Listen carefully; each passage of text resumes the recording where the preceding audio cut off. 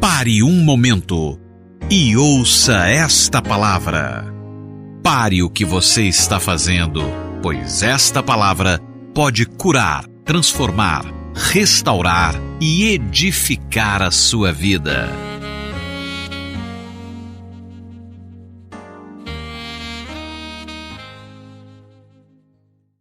Boa noite, irmãos, a graça e a paz do Senhor esteja no seu coração, amém? Sempre é bom a gente estar reunido aqui como igreja, é um momento tão poderoso, especial. Existe uma unção que flui no meio da igreja, é a unção que você tem lá com Deus no seu quarto, mas a outra que é quando nós nos reunimos. Por isso a gente sempre tem tanta alegria de poder reunir, né? Nós estávamos de férias, ficamos 2 domingos sem estar por aqui, estávamos com saudade dos irmãos, e tenho certeza que mais essa noite, o Senhor quer edificar a sua vida, e despertar o seu coração, para os dias que nós estamos vivendo. Nós cremos, e temos percebido, não é, o quanto o dia do Senhor, o dia de Cristo, se aproxima, e o nosso coração deve estar aquecido por isso. Nós estamos compartilhando a respeito da volta de Jesus nesse mês. Se você não esteve nos outros 2 domingos, você pode ouvir as palavras também, pode adquirir ali na livraria, com certeza você vai ser muito abençoado, amém? Também quero lembrar os irmãos, nós não oramos, mas as nossas matrículas para o curso de maturidade no Espírito, o cursão, CTL e o curso de liderança pastoral estão abertas, nós temos vagas limitadas. Eu queria desafiar você a estudar a palavra de Deus. É a palavra de Deus que tem o poder de te libertar. Às vezes você ora muito, ou talvez nem ore, mas e não consegue ver a mudança, porque é quando muda o seu pensamento, é quando a palavra de Deus vem revelada ao seu coração, ela tem o poder de libertar você. Se exponha à palavra de Deus, venha estudar, fazer os cursos, organize a sua agenda, considere, talvez você não estava pensando nisso, considere apenas um semestre, que pode fazer tanta diferença na sua vida. O cursão mesmo é um curso que nós ministramos há mais de 20 anos, centenas de milhares de pessoas já fizeram em todo o Brasil, e você não pode deixar, não fique de fora disso, né? Então procure se matricular, com certeza pode ser uma grande bênção para você. Quero lembrar também que no carnaval nós temos o encontro das crianças e juvenis, né, de milhares de crianças que serão alcançadas. Todo o carnaval é muito poderoso isso. Você esteja orando por isso também. Se você tem criança ou juvenil, quer enviar para o encontro, né, faça isso, programe-se, amém? Ok, deixa eu responder aqui só uma pergunta. Sim, se alguém quiser um folder, os pastores podem entregar. Se você quiser, enquanto eu respondo aqui, se você quiser pegar um folder da escola, dos cursos, é só você ficar de pé ou levantar a mão, que um pastor leva até você, ok? Mas não converse, deixa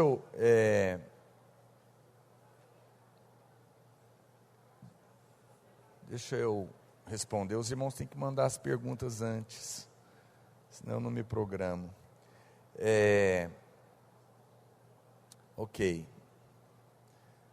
Pastor, meu tio há 20 anos é de uma igreja legalista, e ontem nós estávamos conversando, e ele disse que tinha um homem que devia para ele. Ele orou a Deus e disse que se ele não pagasse, Deus ia matá-lo. E dias depois o homem morreu de infarto. Meu Deus, me fala quem é esse tio seu, que eu não quero dever para ele não. E ele falou que foi Deus que matou, como forma de castigo. Eu nessa situação disse que quem mata é o diabo, e que Deus não castiga. Ele falou que Deus escolheu seus filhos e que não ama a todos, e que ele castiga e mata. Eu falei que não concordava e que Deus não era mau. Ele falou para eu ler a Bíblia. Se fosse fácil ser salvo, ele ia rasgar a Bíblia dele. O que eu faço diante dessa situação? Explico educadamente o verdadeiro evangelho ou me calo? Porque tinha muitas pessoas no local. Não tente ensinar quem não quer ouvir, não é? isso não funciona. Não tente ministrar a quem não tem coração para aprender. Ele não quer aprender nada com você, né? Não concorda. E quem sou eu para julgar quem é salvo, quem não é? Mas quem tem uma atitude dessa, talvez nem nasceu de novo, apenas está dentro de uma igreja. Quem está desejando matar é o diabo, irmãos. O diabo é que veio para roubar, matar e destruir. Imagina quantas pessoas praguejam contra Deus e Deus não mata. Se fosse assim, todo dia morria um monte de gente, não é?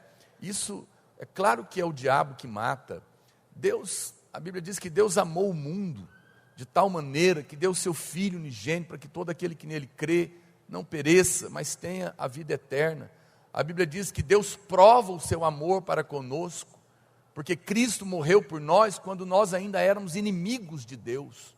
Então, você está achando que era só esse homem? Todos nós éramos inimigos de Deus. Deus não nos matou, porque era nosso escolhido. Sabe o que a Bíblia diz? Deus não criou o inferno para o homem. O inferno foi criado para Satanás e seus demônios. E a Bíblia diz que Jesus morreu pelo pecado de todos os homens. Então, não é esse o nosso espírito, né? Nós não amaldiçoamos ninguém. O que Jesus ensinou?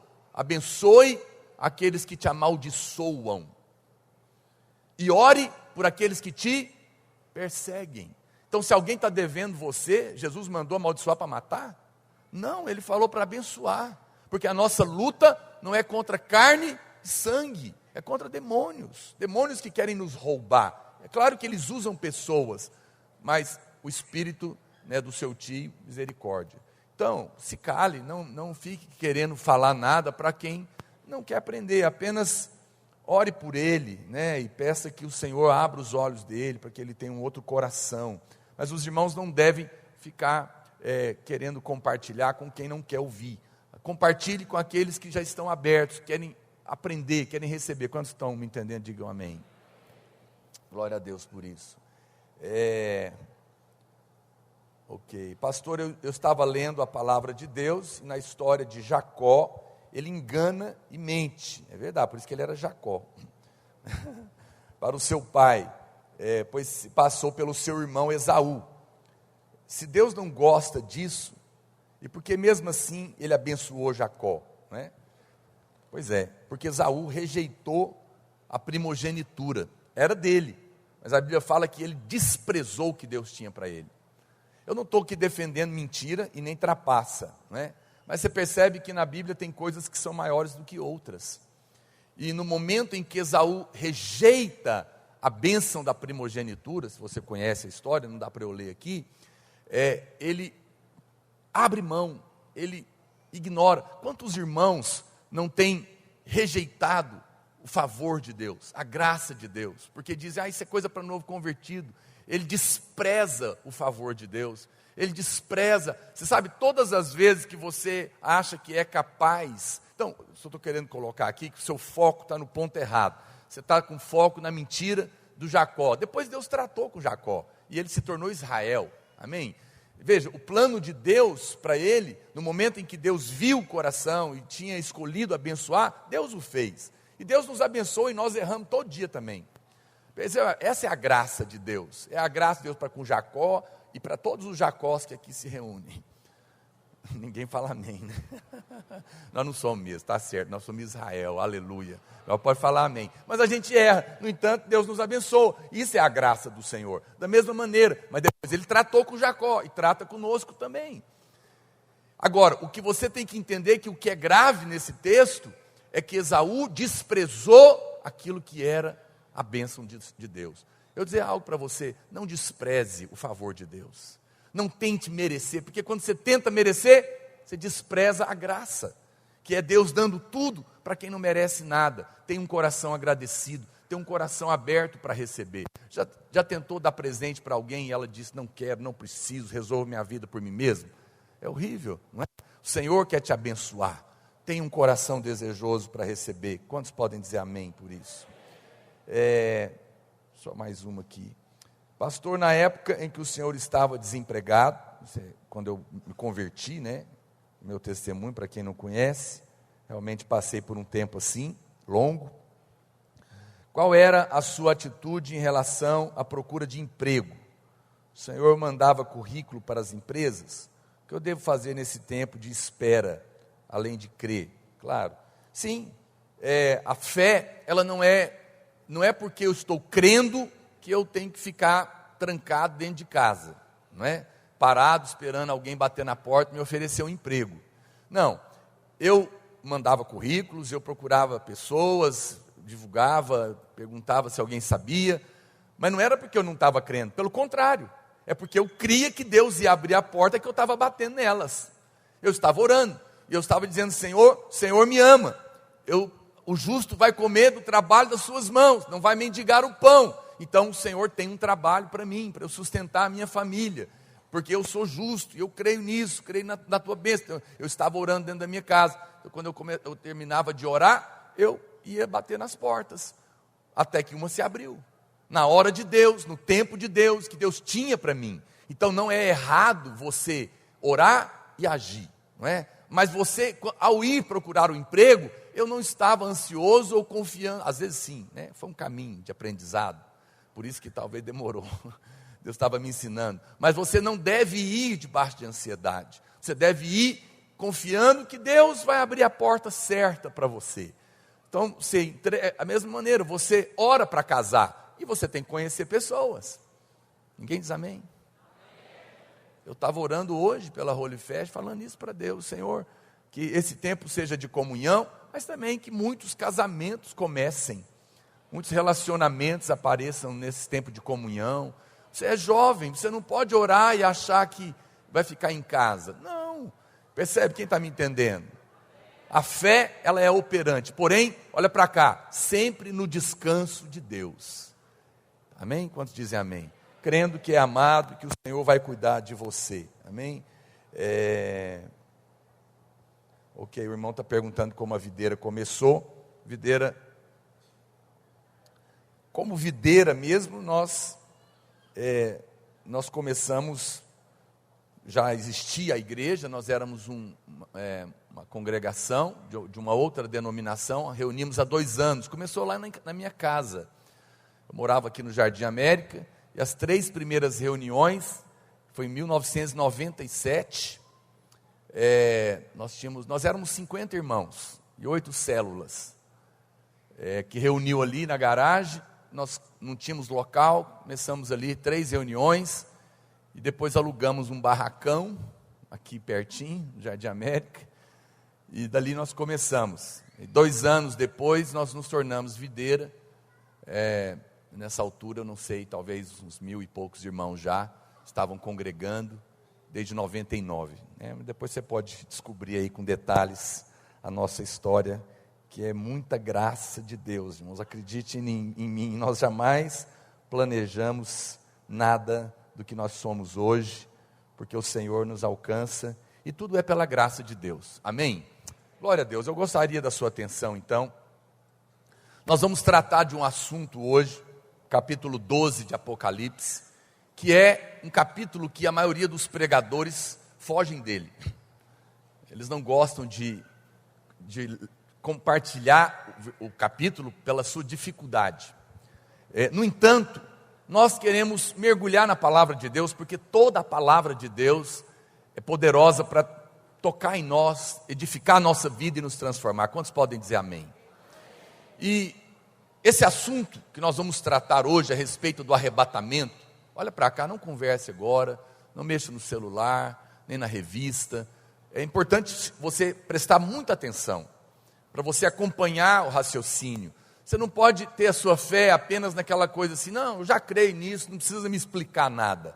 Não, é importante que a sua fé esteja fundamentada, que você leia a palavra de Deus e você possa ter clareza dos porquês que nós acreditamos de uma maneira e não de outra. Então, por exemplo, quando a gente fala de arrebatamento, você vai encontrar outras visões de arrebatamento aí fora. Tem muitas pessoas. Então, tem uma turma que ela acredita que todos os crentes, e obviamente todos eles têm base, usam versículos na Bíblia para explicar o que acreditam, né? Então, eles acreditam que todos os crentes irão subir, serão arrebatados, independente de que tipo de crente que seja, antes da grande tribulação. Eles são chamados de pré-tribulacionistas, porque eles acreditam que todo mundo vai ser arrebatado antes. Eu não tenho problema com isso, porque se isso é verdade, eu estou feliz. Não é? Ainda que não é bem o que nós acreditamos, né? À luz da palavra de Deus.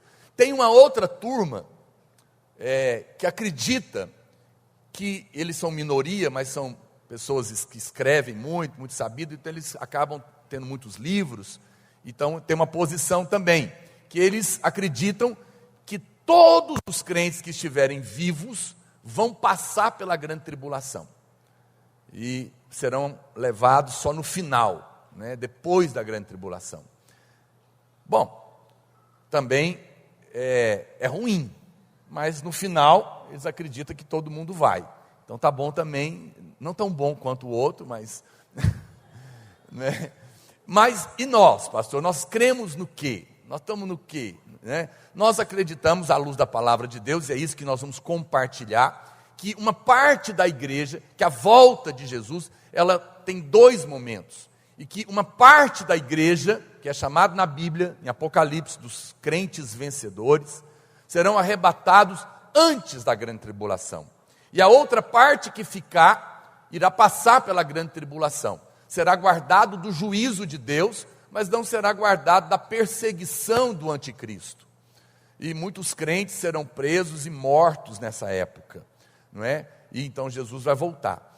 Bom, e dito isso, é importante que então a gente compreenda e agora possamos compartilhar a palavra de Deus. Vamos ler o texto para você familiarizar com ele, Apocalipse capítulo 12, do verso 1 em diante.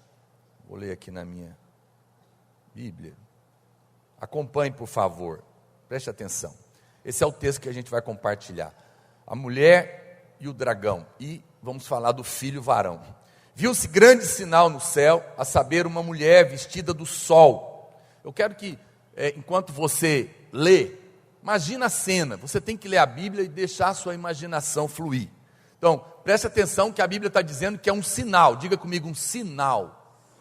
Ou seja, tudo que nós vamos ver aqui então, é um símbolo, é uma analogia, é uma alegoria. Ele não é real, não é? Ela está representando algo. É importante você entender isso, que está sendo usado dessa maneira.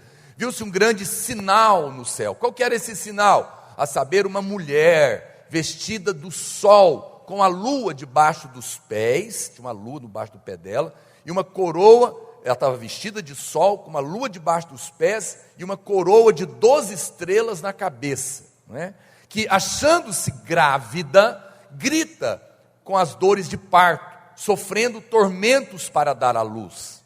Viu-se também outro sinal no céu, e eis um dragão, grande, vermelho. Ele é vermelho por causa da guerra, né? Derrama muito sangue, com 7 cabeças, que são os reinos que existiram na história, 10 chifres, que vão estar governando provavelmente na época, e nas cabeças 7 diademas que serão dadas para ele na época da grande tribulação. Daqui a pouco a Bíblia vai explicar quem é esse dragão. A sua cauda arrastava a terça parte das estrelas do céu, as quais lançou para a terra, e o dragão se deteve em frente da mulher que estava para dar à luz, a fim de lhe devorar o filho quando nascesse. Ou seja, o foco do dragão era comer o filho dela. Nasceu-lhe, pois, um filho varão, que há de reger todas as nações com cetro de ferro. E o seu filho foi arrebatado para Deus, até o seu trono. Para onde o filho foi, gente? Arrebatado para onde? Para o trono, foi direto para o trono, não foi para as nuvens, foi direto para o trono. Você vai perceber que tem um outro texto, que é o outro momento, que é o momento final, que os crentes que ficarem, que não foram vencedores, eles são arrebatados para as nuvens, mas esse filho varão foi direto para o trono, porque ele vai para governar. Vamos continuar. A mulher, porém, fugiu para o deserto, onde lhe havia Deus preparado lugar para que nele a sustentem durante 1260 dias, que é exatamente 3 anos e meio. 3 anos e meio, não é? Ou 42 meses. A Bíblia também chama isso de um tempo, 2 tempos e metade de um tempo. A Bíblia usa todas essas nomenclaturas para falar dos 3 anos e meio da grande tribulação. Verso 7. Assim que o filho então é levado para o trono, e quando ele é levado, acontece uma batalha. Olha lá, acompanha, verso 7. Houve peleja no céu. Miguel e os seus anjos pelejaram contra o dragão. Também pelejaram o dragão e os seus anjos. Todavia não prevaleceram. Nem mais se achou no céu o lugar deles. Porque a Bíblia diz, daqui a pouco a gente vai compartilhar em Efésios, que a nossa luta não é contra carne e sangue, mas contra principados e potestades e dominadores deste mundo tenebroso. Na onde? Nas regiões celestiais em Cristo. Ou seja, o diabo, ele não está na terra ainda. Os demônios habitam nas regiões celestiais, diz a Bíblia. Mas agora, a Bíblia diz que a guerra aconteceu ali nessa região, e eles são jogados para a terra, literalmente. Eles agem aqui na terra, mas o lugar da habitação é na região celestial. Todavia, não prevaleceram, verso 8, nem mais se achou no céu o lugar deles. E foi expulso o grande dragão. Quem é o dragão? A Bíblia vai explicar. A antiga serpente, que se chama Diabo e Satanás, o sedutor de todo mundo. Sim, foi atirado para a terra e com ele os seus anjos. Presta atenção. Então a Bíblia está dizendo que Satanás, que era a antiga serpente, virou um dragão. Ele cresceu nesses anos todos, porque ele comeu. Você sabe, quando Deus amaldiçoou a serpente, o que ele disse para ela? Você vai rastejar e vai comer o quê? Quem se lembra? Pó da terra. Cobra come terra? Não, quem come terra é minhoca. Cobra não come terra. Cobra come carne. Do que você foi criado? Do pó da terra. Então o que o diabo come? Carne. Todas as vezes que você anda no pecado, você dá comida para o diabo. Eu quero te dar um conselho hoje. Joga fora. Não tenha criatório de demônios à sua volta. Caminhe em santidade, querido. Joga fora o pecado da sua vida. O demônio tem comido carne, tem comido pecado durante todos esses anos. E a Bíblia fala que a serpente virou um dragão. E tem muitos irmãos que você não entende. Veja, Deus ama você apesar do seu pecado. Mas o seu pecado é comida para demônios. É isso que você tem que entender. Há irmãos que falam, estou na graça, eu posso pecar. Olha, o amor de Deus não vai mudar para você, se você é filho. Mas o fato é que uma vez que você não entendeu que a graça é o favor de Deus para te libertar do pecado, e não para te mandar para o pecado. Por quê? Porque o pecado é comida de demônios que oprime a sua vida. Quem está me entendendo? Então a Bíblia diz que essa serpente virou um dragão. Vamos continuar lendo, verso 10. Então, ouvi grande voz do céu, proclamando, agora veio a salvação, o poder, o reino do nosso Deus e a autoridade do seu Cristo, pois foi expulso o acusador de nossos irmãos, o mesmo que os acusa de dia e de noite diante do nosso Deus. Eles, pois, o venceram, por causa do sangue do Cordeiro e por causa da palavra do testemunho que deram, e mesmo em face da morte, não amaram a própria vida. Por isso, festejai aos céus e vós os que neles habitais. Ai da terra e do mar, pois o diabo desceu até vós, cheio de grande cólera, sabendo que pouco tempo lhe resta. Quando, pois, o dragão se viu atirado para a terra, perseguiu a mulher que dera à luz ao filho varão, e foram dadas à mulher as 2 asas da grande águia, para que voasse até o deserto, ao seu lugar, aí onde é sustentada durante um tempo, tempos e metade de um tempo, 3 anos e meio, fora da vista da serpente. Então a serpente arrojou da sua boca atrás da mulher, água como um rio, a fim de fazer com que ela fosse arrebatada pelo rio. A terra, porém, socorreu a mulher, e a terra abriu a boca e engoliu o rio, que o dragão tinha arrojado de sua boca. Irou-se o dragão contra a mulher e foi pelejar contra o restante da sua descendência, os que guardam os mandamentos de Deus e têm o testemunho de Jesus, e se pôs em pé sobre a areia do mar. Uau, isso é que é filme, não é o que se passa por aí. Meu Deus, não sei se você consegue imaginar o que aconteceu aqui, mas é realmente algo muito poderoso. Então preste atenção. Muitas pessoas nos perguntam: pastor, quando vai ser o início da grande tribulação? Quando surgirá o anticristo? Eu particularmente creio também, como o pastor Aloysio, que o anticristo já está provavelmente vivo aí na terra. Não se manifestou ainda, mas por todos os acontecimentos proféticos, é muito provável que ele está por aí. Mas eu não estou preocupado, porque eu não estou esperando ele, estou esperando o Senhor, amém? Muitos irmãos que estão preocupados, quando que o diabo vai aparecer? Então até outro dia era o Obama, agora é o Trump, né? Alguém disse que é o presidente da Turquia. O diabo escolheu logo a Turquia, né? Que coisa. E provam tudo na Bíblia. Bom, mas eu não estou esperando ele, nós estamos esperando a volta do Senhor, amém? Eu não sei quanto aos irmãos, eu creio nisso, é ele que eu estou esperando. Então, se você estudar Apocalipse, evidentemente você não vai ter uma data específica, mas você vai poder conhecer os sinais de quando as coisas vão acontecer. O momento da crucificação de Jesus, há 2000 anos atrás, foi o clímax da humanidade, foi um divisor de águas na história.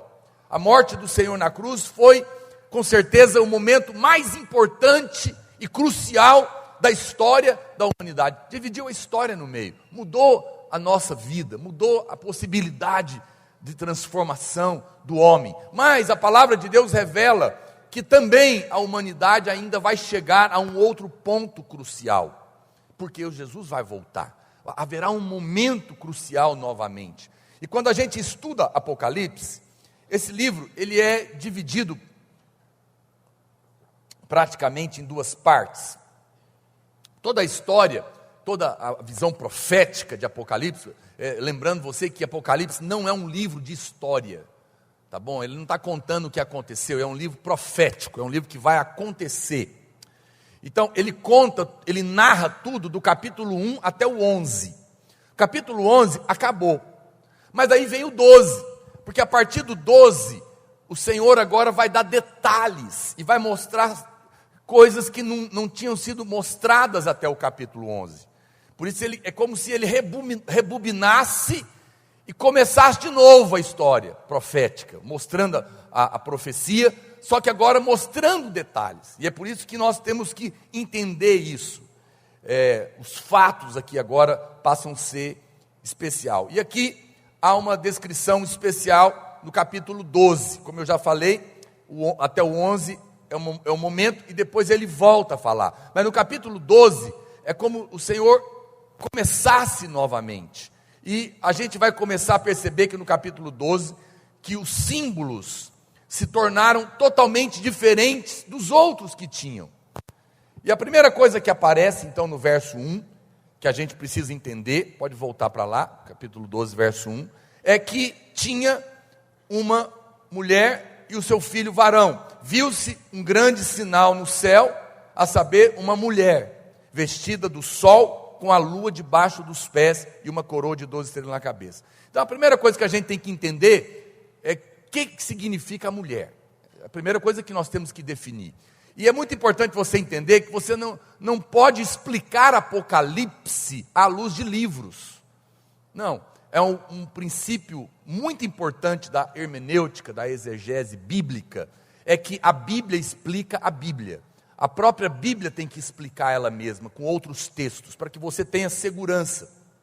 Então, você vai ouvir muitas interpretações. Algumas pessoas dizem que essa mulher, por exemplo, representa a nação de Israel, e obviamente estão fundamentando em alguns lugares. Outros dizem que ela representa Maria, a mãe de Jesus, a igreja católica, mesmo se você ver os quadros, as fotos, você vai ver a foto da Maria com aqueles raios de luz por trás, que é vestida de sol, não é?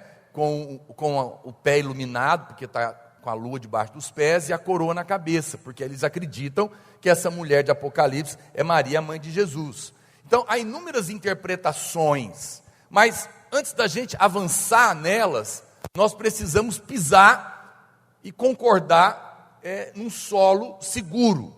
A primeira coisa que nós temos que concordar é que a Bíblia é a palavra de Deus, amém, irmãos?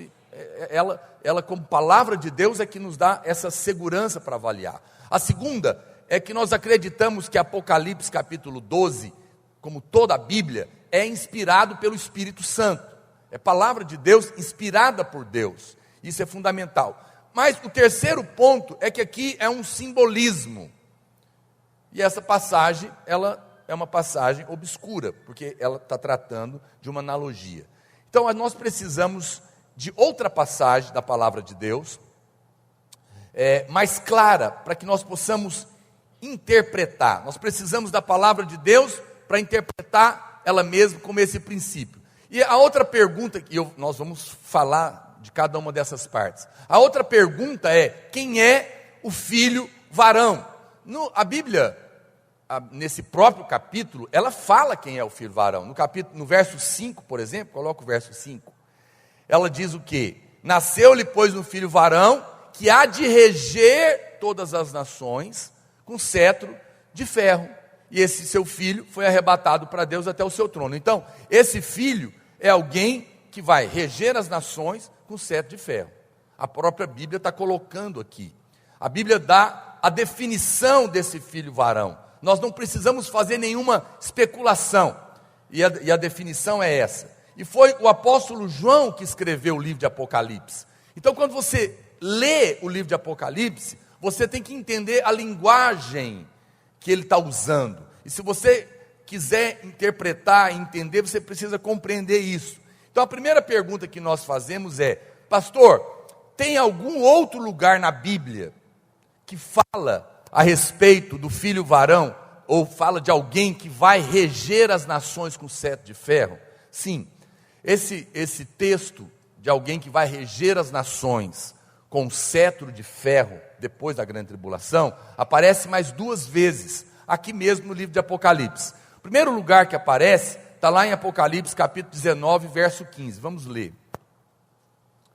Vai acompanhando o meu raciocínio, que agora eu estou explicando para você quem é o filho varão, depois a gente vai voltar na mulher. Então nós vamos, Bíblia com Bíblia, vamos checar as 2 possibilidades que a gente enxerga aqui. A primeira é essa: sai da sua boca uma espada afiada, para com ela ferir as nações, e ele mesmo as regerá com cetro de ferro, e pessoalmente pisa o lagar do vinho do furor da ira de Deus, do Deus Todo-Poderoso. Verso 16: tem no seu manto e na sua coxa um nome escrito: Rei dos Reis e Senhor dos Senhores. Bom, alguém tem dúvida de quem é essa pessoa? Não. Nesse texto aqui, essa pessoa é Jesus, ok? Então essa é uma possibilidade, porque a Bíblia está dizendo que quem vai reger as nações com cetro de ferro, nesse texto de Apocalipse 19, é Jesus. Não estou afirmando que no capítulo 12 seja ele, é uma possibilidade. Vamos ver o outro lugar que aparece. No outro lugar é Apocalipse capítulo 2, verso 26. Capítulo 2, verso 26. Ao vencedor, essa é uma carta escrita às igrejas, e no final sempre termina escrevendo para os crentes vencedores. Ao vencedor, que guardar até o fim as minhas obras, eu lhe darei autoridade sobre as nações. E olha o que diz o verso 27. E com cetro de ferro as regerá, e as reduzirá a pedaços, como se fossem objetos de barro. Então aqui também aparece novamente dizendo quem é que vai reger as nações com cetro de ferro. E nesse caso, são os crentes vencedores. Então nós temos 2 possibilidades, ok? Estão me acompanhando no raciocínio? Está complicado? Não, né? Então eu estou te dando 2 opções. A gente está tentando entender Apocalipse 12, Bíblia com Bíblia. A Bíblia está dizendo que o filho varão vai reger com cetro de ferro. Num lugar, a Bíblia explica que pode ser Jesus. No outro, a Bíblia está dizendo que pode ser os crentes vencedores. Nós temos que entender isso para entender por que nós acreditamos que os que vão ser arrebatados são os crentes vencedores. Por que nós estamos entendendo que Apocalipse 12 não é Jesus? Ainda que a Bíblia está explicando uma coisa a outra. Então veja, deixa eu apagar aqui. Nós, nessa linguagem então de João, em Apocalipse, nós concluímos que ou Jesus, ou os crentes vencedores é que vão fazer isso. Então nós temos agora que determinar qual que é o contexto de Apocalipse capítulo 12. Vamos voltar lá para o nosso texto. Se ele se refere a Jesus ou aos crentes vencedores. Nós vamos então considerar duas possibilidades. A primeira, vamos imaginar, ok? Para a gente fazer um exercício, vamos imaginar que seja Jesus. Vamos considerar a primeira hipótese. Se for o caso, se é Jesus, então, aquela mulher tem que ser Maria, uma vez que ela é quem deu a luz ao Senhor. Quem está me entendendo? Não é verdade? Se é Jesus, então a mulher é Maria, é a mãe dele, porque foi ela que deu a luz. Será que nós podemos acreditar nisso? Maria com a lua debaixo dos pés? Qual que é o problema? E com o sol na cabeça, com vestida de sol, com a coroa na cabeça? O problema é que não tem nenhum outro lugar na Bíblia que apresenta Maria dessa maneira. Não, isso é um dos problemas. Não é? Nunca ela é mostrada dessa maneira. Nós sabemos também que Jesus foi, o nosso Senhor, ele foi o primogênito de Maria, não é? A Bíblia não diz isso? Que Jesus foi o primogênito, Maria não era virgem? E ela deu à luz a Jesus como o primeiro filho dela. Mas aí então, se é ela, tem um problema.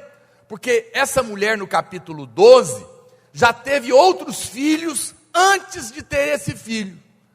Pastor, como que a gente sabe disso? O verso 17 do capítulo 12, olha lá. O verso 17 diz o quê? Irou-se o dragão contra a mulher e foi pelejar contra quem, gente? O restante da sua descendência. Outros que ela já tinha antes do filho varão nascer. E que guardam os mandamentos de Deus e têm o testemunho de Jesus, se pôs em pé sobre a areia do mar. Então a Bíblia está dizendo que essa mulher, se você pensa que essa mulher se refere a Maria, a sua interpretação, ela não está de acordo com a história relatada aqui na Bíblia. Porque Maria não pode ter tido outros filhos antes. Então começa a ter um problema de incoerência aqui. E além disso, se nós interpretarmos Jesus como filho varão, então nós estamos fazendo dessa passagem uma passagem histórica e não futura, porque Jesus já veio. Quem está me entendendo? E Apocalipse não é um livro de história, não está contando uma história que aconteceu há 2000 anos atrás. É um livro de futuro, é um livro do que vai acontecer. Então mais um motivo para dizer que não pode ser Jesus. Por quê? Porque a mulher não pode ser Maria. Isso é contrário à natureza do próprio livro, que é profético. Então, por essas razões, nós cremos que a interpretação mais satisfatória desse texto é que esse filho varão seja de fato os crentes vencedores. Quem está me entendendo? Está indo bem aí, gente? Está tendo uma aula aqui de Apocalipse. Hoje o culto é a aula. Então eu estou tentando te mostrar os fundamentos da palavra de Deus. A Bíblia diz que essa mulher, ela tem duas descendências. Olha aqui o verso 17. Diga comigo, duas descendências. Os que guardam os mandamentos de Deus e os que têm o testemunho de Jesus. Ela abrange duas descendências que estão envolvidas com elas. Obviamente que quando você lê na palavra de Deus, os que guardam os mandamentos são os judeus. E os que têm o testemunho de Jesus são os crentes. Porque o judeu não crê em Jesus. Ele crê no Messias que virá. Mas eles guardam a lei. E os crentes não guardam a lei. Ou pelo menos não deveria. Porque já fomos libertos da lei. Nós vivemos pela graça de Deus. Não é? Então preste atenção. Ela não pode ser Israel, porque se fosse Israel, aqui não poderia dizer que eles têm o testemunho de Jesus, porque alguém falou, essa mulher então não é Maria, então ela é Israel, mas a mulher não pode ser Israel, porque a sua descendência crê em Jesus, e Israel não creu em Jesus, por isso que foi tirado inclusive. Então também a teoria de que essa mulher fosse Israel não cabe, porque os judeus nem creem em Jesus. Quem está me entendendo? Eu estou primeiro desconstruindo para a gente chegar na conclusão de quem que é ela. Presta atenção. E também não pode ser a igreja, porque a igreja não são aqueles que guardam os mandamentos da lei. No entanto, tanto Israel quanto Jesus estão ali. Então quem que é essa mulher, pastor? Se tem judeu dentro dela e se tem crente dentro dela. Não é Maria, não é Israel. Eu já expliquei para você os motivos. Então quem que ela é? Essa mulher tem que ser a totalidade do povo de Deus na história. Totalidade do povo de Deus na história, os que guardam os mandamentos e os que guardam o testemunho de Cristo. Ou seja, essa mulher é esse sinal, lembra? É um símbolo, é uma analogia. Ela representa todo o povo de Deus na história, desde os patriarcas até os judeus, o povo de Israel, e depois os crentes. Quem está me entendendo? Todos estão dentro dela. A Bíblia diz que ela está vestida com o sol. Quem é o sol? O sol é a igreja. A igreja é a luz do mundo. A Bíblia fala que o Senhor nos enviou para resplandecer a sua glória. E ela é a maior parte da mulher. A igreja é a maior parte da mulher. Ela está vestida com esse sol. Quem é a lua, pastor? Debaixo dos pés. A lua é Israel. Porque a lua não tem luz própria. Ela é uma sombra, é o Velho Testamento, é a lei. A própria Bíblia diz que o Velho Testamento ele é sombra das coisas que viriam. E ela está debaixo do pé, não é porque a igreja está sujeitando Israel, é porque veio primeiro, simplesmente por isso. Pastor, e quem são as 12 estrelas na cabeça, né, o diadema? São os patriarcas, os que vieram antes de existir a nação de Israel, né? O próprio Noé foi um patriarca, Abraão, Isaac, Jacó. Eles são estrelas justamente porque eram homens de Deus, que Deus governava cada um, eram pessoas, eram homens, o mover era individual, por isso é chamado de estrela. E eles fazem parte também da totalidade do povo de Deus, por isso que está na cabeça dela, não é? Esse diadema. Então, essa mulher, ela representa todo o povo de Deus. Então o texto continua, uma vez que nós definimos que a mulher não é Maria, a mulher não é Israel, mas a mulher então, e também não é a igreja, então ela é a totalidade do povo de Deus. Nós explicamos o motivo para você, porque que o filho varão não é Jesus, não é? E eles são os crentes. Então nós estamos definindo duas coisas aqui, estamos explicados. Quem que é a mulher? A totalidade do povo de Deus, amém? Okay? E quem que é o filho varão? São os crentes vencedores. Nós explicamos para você. Volta lá para o verso 5 então. Nasceu-lhe, pois, um filho varão, que há de reger todas as nações com cetro de ferro. E o seu filho foi arrebatado para Deus até o seu trono. Então aqui se refere ao arrebatamento dos crentes vencedores.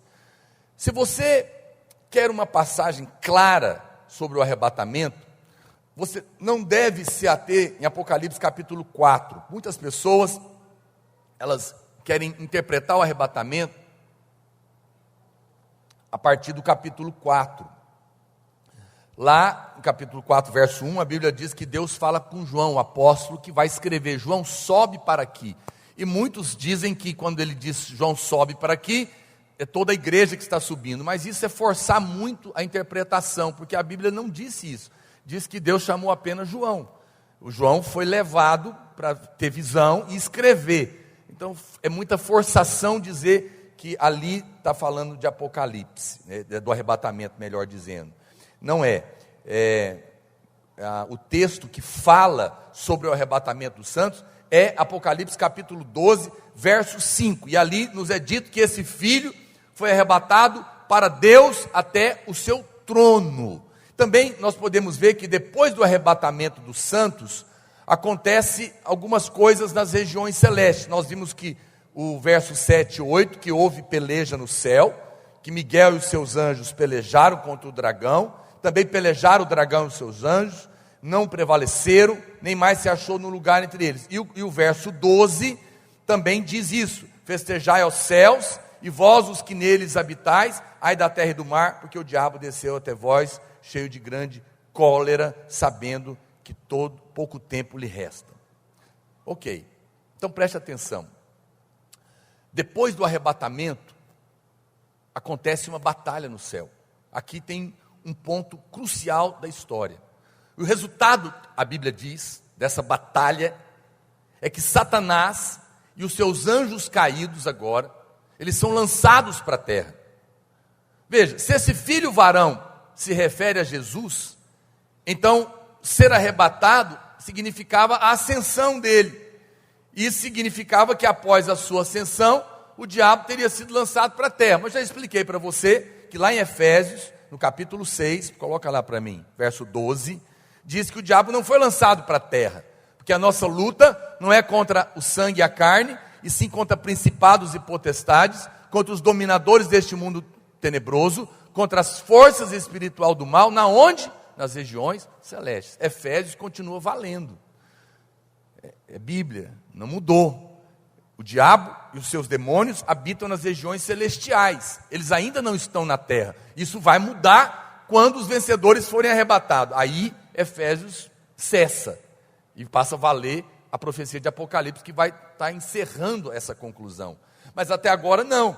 A Bíblia claramente está mostrando aqui em Efésios 6,12 que Satanás e os seus anjos habitam nessas regiões celestiais e não foram lançados para a terra ainda. Então, mais uma vez, a gente conclui que o filho varão são os crentes vencedores. E aqui nos fala sobre o arrebatamento. E como resultado dessa batalha no céu, Satanás é lançado para a terra. Satanás, a princípio, foi um anjo, ele era o chefe dos anjos. Nós sabemos que ele pecou, e a Bíblia fala que ele se rebelou contra Deus, e Satanás e os anjos que o seguiram foram lançados fora da presença de Deus, e foram lançados para essas regiões. Mas a Bíblia agora nos mostra claramente que depois da batalha, depois do arrebatamento dos santos, existe essa guerra, e Miguel e os seus anjos obtêm a vitória, e o resultado é que o diabo cai. Como consequência, a Bíblia diz que o seu território é reduzido, e ele já não vai mais habitar a região celestial, ele vai agora ter só a esfera da terra para agir. E é por isso que existe a grande tribulação, porque o diabo vem, então, com grande fúria. No período da grande tribulação, nós podemos ver claramente, a palavra de Deus mostra, a cólera de Satanás perseguindo os crentes que ainda estiverem na terra e não foram arrebatados. A Bíblia fala que muitos serão mortos, e perseguidos e mortos durante a grande tribulação. Esse é um fato, né, que está relatado aqui na palavra de Deus. No capítulo 12, aparece o dragão. Se você continuar lendo, capítulo 13, vai aparecer o anticristo, a besta que levanta do mar, e o falso profeta que vem, que é a besta que vem da terra, ou seja, uma trindade satânica que vai se levantar contra o Espírito Santo, contra Deus, contra Cristo. É a grande tribulação. Mas a Bíblia, e como eu disse para os irmãos, nós não estamos aqui para esperar a grande tribulação. Amém, irmãos? Eu estou apenas te mostrando o quadro real. Nós estamos esperando a volta de Jesus para nos arrebatar. Esse é o nosso coração, e é isso que nós devemos nos ater. Nós esperamos ser arrebatados. Antes da grande tribulação, haverá então o que, pastor? O arrebatamento dos crentes vencedores. E o mundo vai ficar perplexo. Acredite em mim, é dessa maneira mesmo. A Bíblia diz que num piscar de olhos, um crente será tomado e o outro deixado. Então você vê aí esses adesivos nos carros, né? Cuidado, em caso de arrebatamento, esse carro ficará desgovernado. É verdade, e vai ser assim mesmo. A Bíblia diz que nós seremos tomados num piscar de olhos, e isso vai ser muito poderoso, né? Isso vai acontecer, e que eu oro para que o Senhor seja misericordioso, que nós não porque nós não queremos passar pela fornalha da perseguição, queremos ser arrebatados quando podem dizer amém. Você pode crer nisso? Posso, pastor. Por quê? Porque o Senhor prometeu que ia voltar. O próprio Senhor voltará para nos levar, segundo a palavra de Deus. E quando Ele nos levar, a Bíblia diz que isso será o arrebatamento. O arrebatamento. Essa promessa são para aqueles que nasceram de novo. Isso não é uma promessa para o mundo inteiro. É uma promessa para quem teve uma experiência genuína com Deus, que nasceu de novo. Eu não estou falando para quem frequenta a igreja. Tem pessoas que frequentam a igreja, mas nunca tiveram uma experiência com Jesus. Infelizmente, para esses, ainda que essa não é a vontade primária de Deus, porque nenhum homem precisava ir para o inferno, não vão porque não creram no Senhor, de verdade, às vezes apenas falaram da boca para fora, não invocaram para ter uma experiência, o lugar é o inferno. Mas para aqueles que creram, você deve esperar pela promessa da volta, do arrebatamento, que Ele vem nos buscar. Essa deve ser o nosso coração. A Bíblia, o Senhor prometeu, e Ele nos disse a Deus lá em Betânia, e Ele vai retornar. O Senhor quer nos levar junto com Ele, e você deve lembrar dessa promessa. A Bíblia diz que os pés do Senhor tocarão no Monte das Oliveiras, mas quando o Senhor aparecer no monte, já é a volta mesmo, no final da grande tribulação. No arrebatamento, a Bíblia diz que Ele vem para os santos. Quando os seus pés tocarem no Monte das Oliveiras, Ele vem para trazer o julgamento, que é chamado do dia do Senhor. Mas nós aguardamos o que nós chamamos do dia de Cristo. Na Bíblia, a grande tribulação é chamada do dia do Senhor. É quando Ele volta definitivamente, pisa na terra, e aí mata, prende o diabo, destrói ali as nações que vão estar em guerra contra Ele, e começa o milênio, Mas nós estamos esperando no dia de Cristo, não o dia do Senhor, porque o dia do Senhor é a grande tribulação, mas o dia de Cristo é o arrebatamento dos crentes vencedores. E é esse dia que nós estamos esperando. Nesses 2000 anos, nós temos tomado a ceia. Nós não tomamos o café da manhã com Ele, nós estamos passando por uma longa noite, mas muito em breve Ele vem, e nós vamos tomar o café da manhã com Ele. Nós vamos estar diante dEle, diz a palavra de Deus. Agora, pastor, como é que eu entendo? Preste atenção, essa volta de Jesus, ela acontece em dois momentos distintos. Nós precisamos entender que a vinda do Senhor, e às vezes nós entendemos mal esse acontecimento, a gente pode entender. A Bíblia diz que após o Senhor subir ao céu, seus discípulos estavam contemplando o céu, e os anjos disseram para ele: esse Jesus, que dentre vós foi assunto ao céu, virá do modo como viste subir. Do mesmo jeito que ele subiu, é assim que ele vai vir. Se você lê na palavra de Deus os textos, você vai descobrir que quando Jesus subiu, aconteceu dois momentos. Primeiro, a Bíblia fala que ele apareceu para os discípulos, ele estava nas nuvens, e eles estavam vendo. Então, o primeiro momento da subida dele, todo mundo viu. Ele subiu até um ponto, e os discípulos estavam vendo, e ali ele falou com eles. E depois a Bíblia diz que desse momento, ele subiu para o trono do Pai, e ninguém mais viu. Ou seja, nitidamente, a subida de Jesus teve dois momentos. O primeiro momento, todo mundo viu. O segundo momento, ninguém viu. Ou seja, existe uma volta, uma parte da volta que é invisível, e a outra parte que é visível. Ele subiu, veja, pensa comigo, a primeira parte da subida começa aqui e todo mundo está vendo, da terra para as nuvens. A segunda não vê, é das nuvens para o trono. Então ele vem do trono para a nuvem, é a volta, ninguém vê, é a parte invisível, e é nesse ponto que nós somos arrebatados. Mas depois, quando ele volta para a terra, a Bíblia fala que todo olho verá. Vai ser um espetáculo, vai ser filmado, com certeza, mas vai ser terrível, vai ser trágico. E a Bíblia diz que da maneira como ele subiu, ele vai voltar. Preste atenção numa coisa. Pastor, nós podemos saber a primeira parte? Não. A Bíblia diz que a parte invisível, que ninguém sabe o dia nem a hora. É a parte do arrebatamento. Não existem sinais claros sobre isso. Pode acontecer a qualquer momento. Pode acontecer agora mesmo, hoje ainda. Pode acontecer amanhã. De repente, a Bíblia diz que é como um ladrão que vem para roubar. Ele não avisa. Nenhum ladrão, quando vai roubar uma casa, dá um telefonema avisando a hora que ele vai roubar. Ele simplesmente chega sem avisar. E ele não vem para roubar o lixo, ele vem para roubar o luxo. E a pérola da casa de Deus são os crentes. São o seu povo, os crentes vencedores. Jesus, no bom sentido, a Bíblia fala que essa vinda para o arrebatamento, ele vem como um ladrão. E é por isso que a Bíblia fala que nós, como pai de família não sabe a hora que vem um ladrão, o que a Bíblia diz que ele faz? Ele vigia.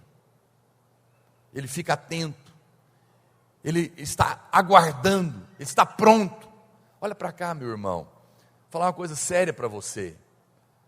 Nós vivemos dias proféticos. A nação de Israel é o maior sinal histórico, profético do tempo do fim. Uma nação que deixou de existir por 2000 anos.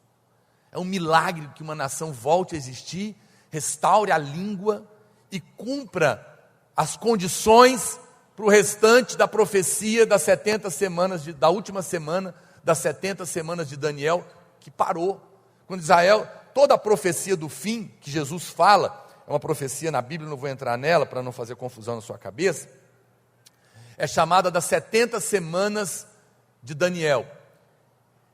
Todas essas profecias estão ligadas a Israel. Quando Israel deixou de existir no ano 70 depois de Cristo, a profecia parou, porque não tinha mais como cumprir. Israel não existia mais, ficou faltando uma semana. E a Bíblia diz que são semanas de anos, são 7 anos.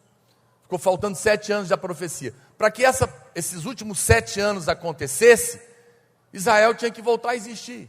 2000 anos se passam e Israel volta a existir. Jerusalém é estabelecida, são componentes da profecia, você pode olhar depois os detalhes. E as condições para cumprir o final estão aqui, na nossa geração. Só falta a reconstrução do templo, que os judeus já têm tudo pronto. O problema é que no lugar onde tem que ser construído tem a mesquita da cúpula dourada, dos muçulmanos. Nós não sabemos como isso vai se resolver, mas vai, porque está escrito. Então, quando você olha para isso, nós não sabemos o dia nem a hora, mas os sinais de que os elementos para que se cumpra a profecia final estão diante dos nossos olhos. E qual que é a advertência para nós hoje? Olha para cá, vigia. Eu não estou aqui passando medo em você, mas eu estou te chamando a acender o seu espírito, o seu coração, o temor no seu coração. Não viva mais, chega o tempo de você viver uma vida sem valor, uma vida distante, fria. Você vai perceber que ele vem para buscar a noiva. A Bíblia diz que quando ele vem para buscar a noiva. Por que ele escolhe usar esse elemento? A Bíblia diz que 5 virgens noivas, estavam despreparadas. E 5 estavam preparadas com as suas candeias acesas. Por quê? Porque elas queriam um noivo. Elas desejavam se casar. Elas ansiavam por ele. Por isso elas estavam com as suas lâmpadas acesas. Ou seja, isso fala de uma vida cheia do Espírito. Isso fala de uma vida íntima com Deus, que quer a Deus, que busca a Deus, que anseia por Ele. É para esses que Ele vem. As outras são salvas? São, mas não vão poder ser arrebatadas. Ah, pastor, eu não quero saber disso, mas eu estou com medo agora. Preste atenção, amado. Meu interesse não é passar medo em você, é te advertir do momento profético sério que nós vivemos. E eu vou te falar algo. Outro dia eu falei isso para um irmão. Falei, querido, você não tem que fazer nada. Não estou mandando. O coração não é uma questão de que eu ligo um botãozinho aqui e me apaixono. Mas você pode falar para Deus. Seja honesto. Senhor, eu não gosto de negócio de orar, eu vou no culto de vez em quando, no dia da ceia, olha lá, vou porque meu pai obriga, porque minha mãe obriga, porque eu vou na marra, porque querer eu não quero. Não gosto do Senhor, só quero ser salvo pelo Senhor.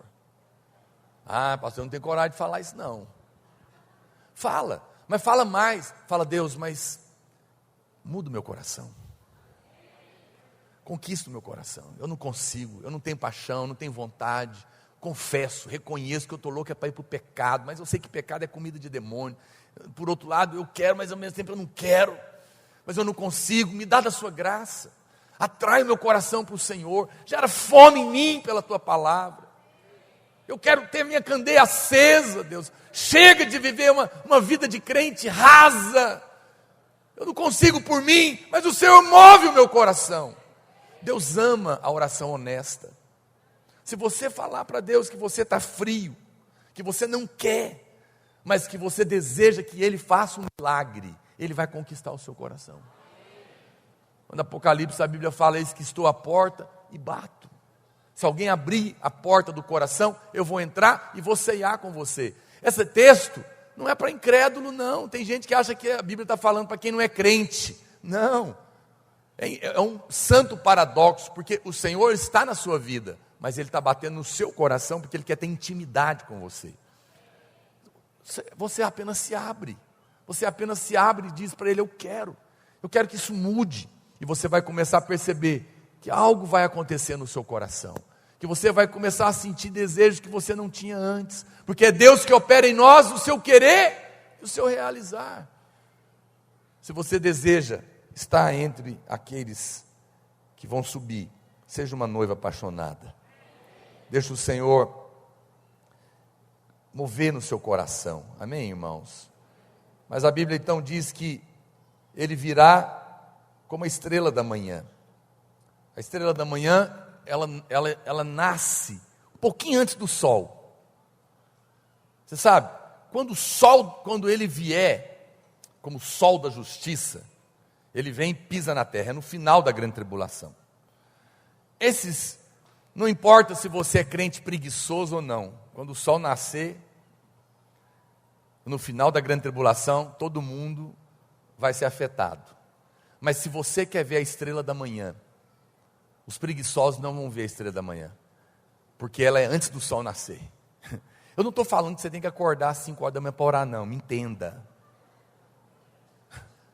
Eu só estou dizendo que a carne não deveria dominar a sua vida. O pecado não deveria dominar a sua vida. Mas que você deveria se abrir para ser conquistado por esse amor. Porque são essas noivas apaixonadas que estão atentas para ver a estrela da manhã. A Bíblia diz que quando Ele vier, como o sol, todo olho verá. Mas quando Ele vier nos arrebatar, aqueles que estiverem acordados é que serão levados. Amém? Quem está me entendendo, diga amém. Pastor, eu quero pedir à equipe de louvor para subir. Eu quero ser um vencedor. Muito bem. Apocalipse capítulo 12, verso 11. A Bíblia nos revela quem é de fato vencedor. Olha o que diz a palavra de Deus.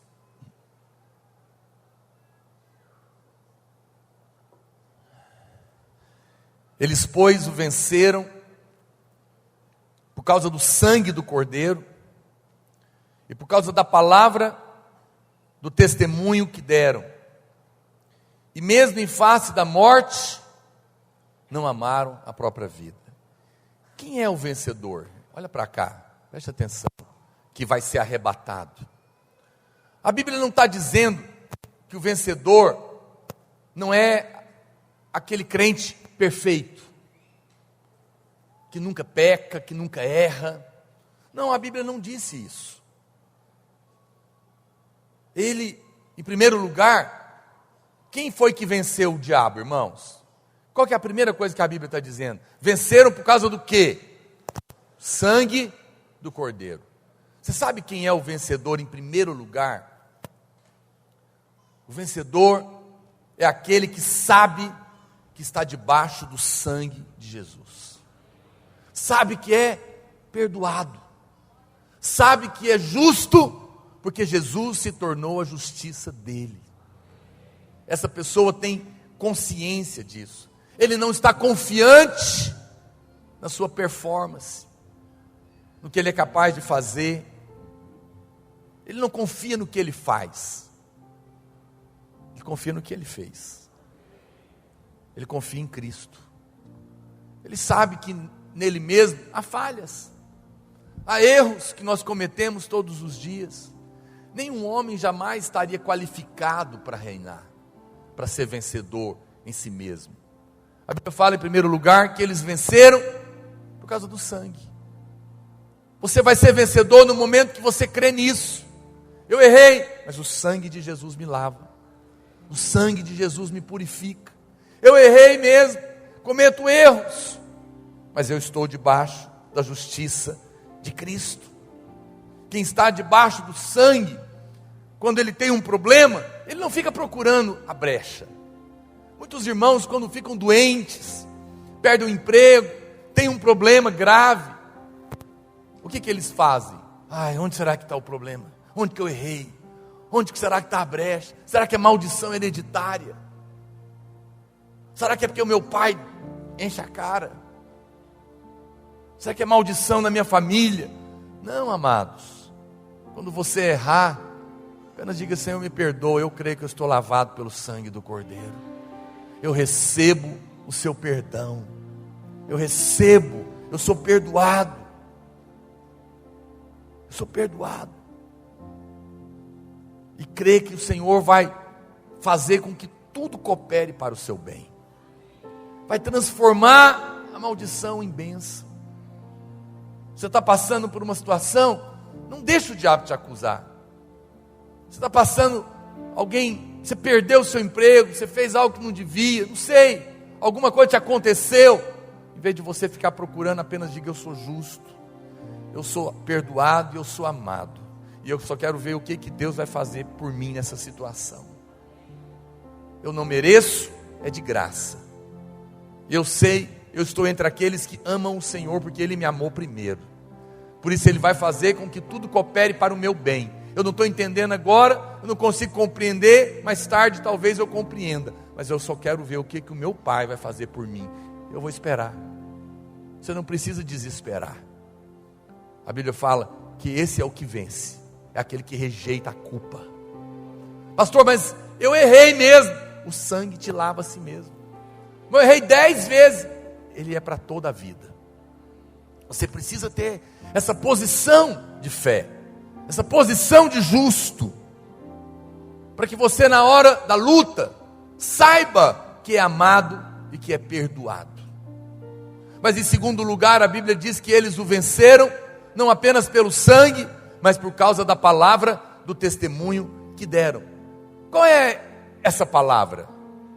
Qual é a palavra do testemunho que faz vencer? É a palavra que a palavra que vence. É quando você diz: Ele venceu e eu venci também. É quando você fala, não o que você está vendo, mas o que você quer ver. Muitos irmãos olham para si, olham para a situação e dizem: eu sou um miserável, eu não vou dar nada na vida, eu nunca vou prosperar, nunca vou conseguir ter um ministério, eu sou isso, eu sou aquilo, eu não sei falar, eu sou tímido, eu sou medroso, eu sou, e fala tanta coisa. Fala o que está vendo, fala o que está sentindo, mas não fala o que a palavra de Deus diz a seu respeito. A palavra do testemunho é a palavra da fé naquilo que o Senhor falou. O nosso Pai fez tudo falando. Disse Deus: haja luz, haja terra. E a Bíblia diz que Ele trouxe à existência o que não existia. Nós somos seus filhos, nós fazemos do mesmo jeito. Nós trazemos à existência o que não existe falando. Porque nós sabemos que somos amados. E se nós precisamos de algo que não existe, por causa da sua bondade, Ele é poderoso para fazer para você. Ele é poderoso para fazer um milagre. A vitória é dele, meu irmão. A vitória é dele. Ele nos dá ela de graça. tudo é nele, é através do poder dele, é por ele, é por meio dele. Eu não posso nada, mas nele eu posso todas as coisas. Essa é a palavra do testemunho. Não fale o que você está vendo, fale o que você quer ver. A Bíblia diz em terceiro lugar, que mesmo em face da morte, eles não amaram a própria vida. Por quê que eles não tiveram problema com a morte? Porque para nós, a morte não existe mais. Sabia? Jesus falou que quem crê em mim, ainda que morra, viverá. Ele venceu a morte. Hebreus 2,14 diz que ele, pela sua morte, destruiu aquele que tinha o poder da morte, a saber, Satanás, e livrou a todos que pelo pavor da morte estavam escravizados por toda a vida. Você está coberto com o sangue. Satanás não tem mais acesso a você. O diabo teme você, porque ele sabe quem você é. Você é filho. Você está coberto pelo sangue. A morte foi tragada pela vida. A Bíblia diz: onde está a morte, o teu aguilhão. Quando um crente morre, é diferente de quando alguém que não é crente morre. Quando alguém que não é crente morre, realmente é terrível, é o inferno, é o lago de fogo. Mas quando um crente morre, ele apenas troca de casa. Ele deixa esse corpo terreno e ganha um corpo glorificado. Ele sai daqui e vai para diante do Senhor, que a Bíblia diz que é incomparavelmente melhor. Nós não deveríamos temer a morte. A morte para nós não é a morte como lá fora. Eu sei que essa é a grande estratégia do diabo, te apavorar com a ameaça de morte. No final das contas, todo medo é medo da morte, por comparecer diante de Deus. Mas nós não precisamos temer, porque quando nós morremos, nós não vamos para diante do juiz, nós vamos para diante do Pai. Nós apenas mudamos de casa. Por isso eles não temeram em face da morte, porque sabiam que a morte não era mais um problema para eles. E você pode hoje ficar em paz, porque você agora é filho. Veja que não se menciona nada a respeito do bom comportamento nesse texto. Tudo é obra de Cristo. A única coisa que eles fizeram foi falar a palavra do testemunho. Deixa eu dizer algo para você. Jesus é o rei e nós somos filhos do rei. Por isso a Bíblia diz que nós somos reis e sacerdotes. Você sabia que rei não faz nada? Ele manda. Quando o chão suja, o rei não limpa, ele apenas manda limpar. Nós não mandamos em pessoas, mas nós mandamos sobre circunstâncias. Nós mandamos sobre situações.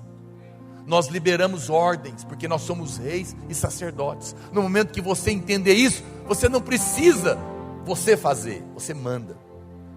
Às vezes nós ficamos tão apavorados, esquecemos de mandar em oração, de exercer a nossa autoridade, porque esquecemos que somos esse povo, chamados para reinar. Nós não precisamos andar e liderar, cansado, assustado, sobrecarregado. Nós apenas oramos, nós apenas falamos a palavra de Deus. Por tudo isso, eu creio que o filho varão é você, o vencedor, que vai ser arrebatado e levado direto para o trono, na presença de Deus, ao lado dos 24 anciãos e dos 4 seres viventes, em cima do mar de vidro. A Bíblia fala que esse mar é um mar de fogo, mas você não queima, porque você agora é filho do fogo. Ele é o fogo. Fogo não te queima. É para lá que a Bíblia diz que num piscar de olhos nós seremos levados. Nosso corpo será glorificado. A morte já não existirá mais. Nem a doença, nem a traição, nem a tristeza, nem a depressão, nem o pânico, nada.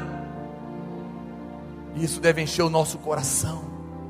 Isso deve nos levar a clamar: Maranata, vem! Eu sei que muitos irmãos criticam pessoas quando dizem: aqui está muito difícil, pastor, eu desejo tanto que Jesus volta. Eu não condeno ninguém por isso. O mundo é muito ruim mesmo. Esse mundo é caído, irmãos. Esse é um mundo de dor, de doença, de sofrimento. Mas ainda não está insuportável, vai ficar.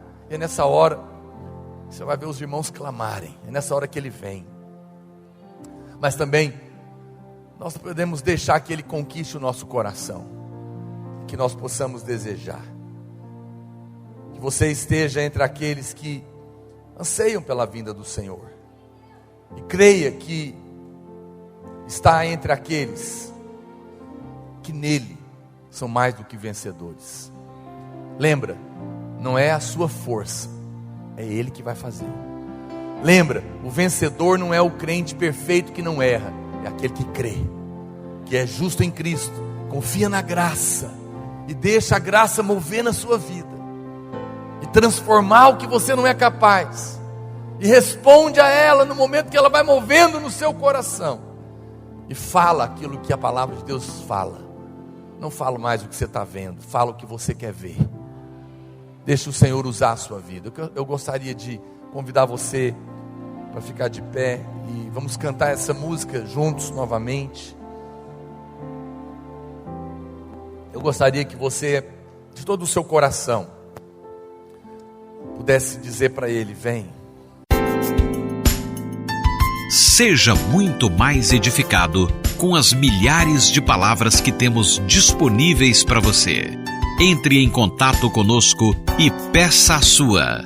Entregamos também em sua casa ou trabalho. 3941-8852 e 9621-4531 ou no nosso e-mail ministériodapalavravideira@gmail.com.